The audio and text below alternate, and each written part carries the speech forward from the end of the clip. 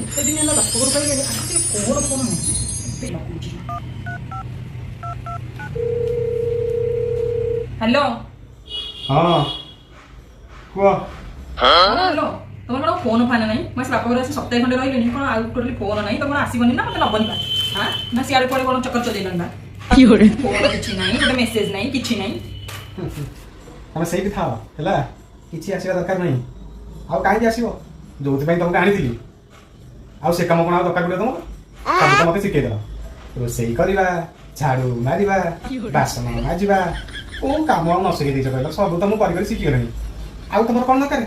ସେଇଠି ଥାଅ, ମୁଁ ଏଠି ଭଲରେ ଅଛି। शाबाश बेटा। କ'ଣ ରଖ କହିକି କାଟିଦେଲେ? ଖାଲି ଯାଉଛି ଘର, ତମ ଡରଟା ବୋଧେ କମି ଆସିଲାଣି। ଖାଲି ପୁରା ମଜା ଛଡୁଛି। ଯୋଉ ଫୋନଟା କାଟିଛନ୍ତି ତାର ହିସାବ ମୁଁ କାଲି କରିବି। ରଖୁଛି ଘରେ।